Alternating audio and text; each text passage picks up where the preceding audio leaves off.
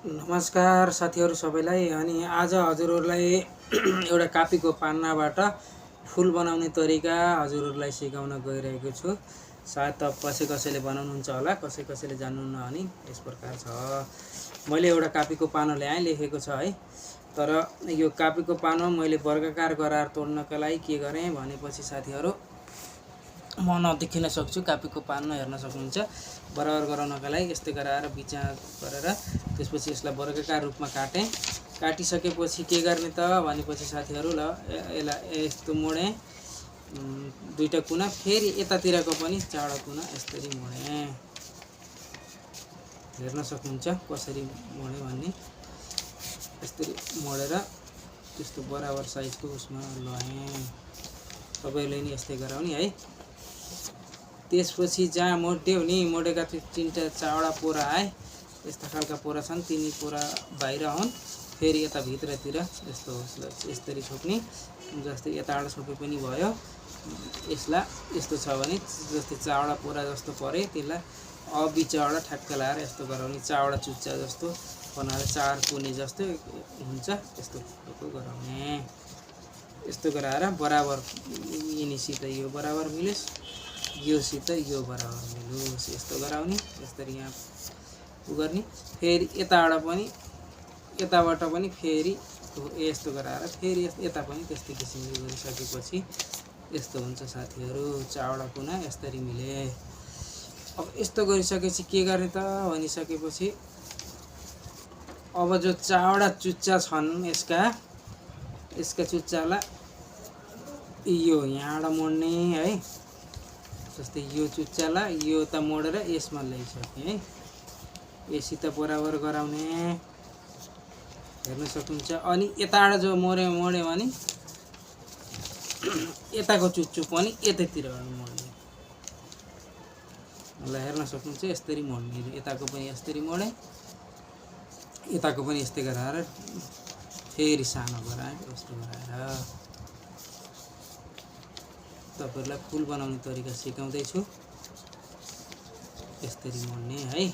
अनि त्यसपछि साथीहरु यतातिरको पनि यतातिर पनि दुईटा चुच्चा छन्। अब यसको ठ्याक्कै विपरीततिर यसलाई यसरी मोड्ने र मोडेर यता लैजाने यसमा।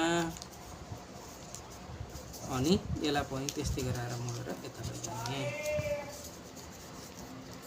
अब साथीहरु यस्तो बन्यो हामीसँग। जहाँ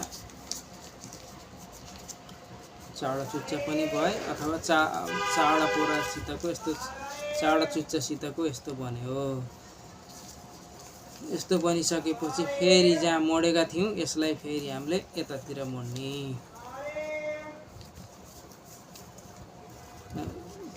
साथीहरु यतातिर मोड्न परेन, यस्तो गराउ। यस्तो छ है। त्यसपछि हामीले जतातिर छैनन्, जतातिर खाली छन् यतातिर यिनी मोडेका छन्। यसलाई ढोप्ने यस्तो गराएर यतातिर पनि यसमा ढोप्ने, यसलाई ढोप्ने यस्तो गराइयो। अब यसलाई जतातिर चुच्चा छन् यिनै चुच्चा छन् त्यहाँबाट फेरि यस्तो गराएर मोडेर फेरि यताको मोडेर यिनी दुईटा बीच फेरि यहाँ जोड्ने। हेर्न सक्नुहुन्छ तपाईको अगाडि जो यिनी दुईटा बीच यसरी जोड्ने। दुईतिर यस्तो छ। दुईतिर जोउना भित्र जता राखे पनि हुन्छ। राखेर फेरि यस्तो बनाउने। यताको पनि सेम।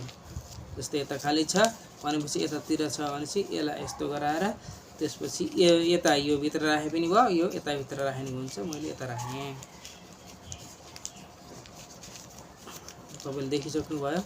अनि यस्तै हल्का दबाएपछि त्यसपछि यहाँ अब हाम्रो यो अझै निक्लियो है।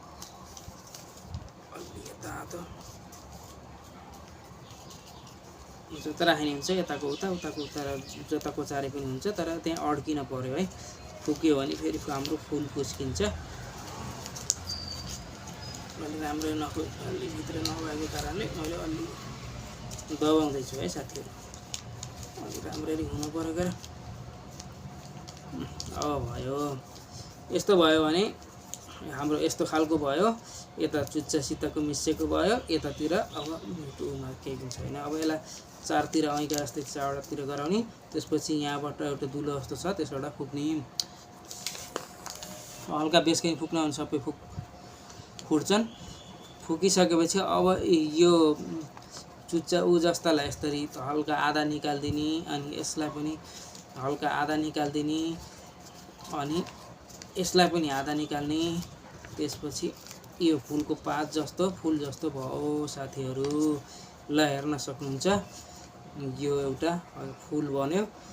यसरी तपाईहरुले फुल बनाउन सक्नुहुन्छ। यता अझै डन्डी हाल्नुहुन्छ भने मैले बचेको कागजको छ मैले डन्डी बनाएर डन्डी हाल्दिन्छु है साथीहरू। हजुरहरुलाई आज मैले कागजबाट पनि कसरी फुल बनाउन सकिन्छ भनेर फुल बनाउने तरिका सिकाएँ। ल हेर्न सक्नुहुन्छ। ल यो दुलो जस्तो छ जाँड हामीले फुकेथ्यौं त्यही यो कागजको गोलो बनाएर राख्यो भने यो एउटा फुल भयो साथीहरू। ल हेर्न सक्नुहुन्छ। ल हजुरहरुलाई मैले भर्खरै हजुरहरुको अगाडि फुल बनाएर देखाएँ। तपाईहरुले पनि बनाउने कोसिस गर्नु होला। नभए कमेन्टमा कसरी बन्यो भनेर भन्नु भने त्यसको पनि मैले बताइदिने छु। लाइक कमेन्ट र शेयर गर्न नबिर्सनु होला भन्दै हस्त नमस्कार धन्यवाद। ल हजुरहरुलाई गुलाबको फुल कागजबाट बनेको अर्पण गरेँ भन्दै यस भिडियोबाट बिदा हुन चाहन्छु। हस्त नमस्कार।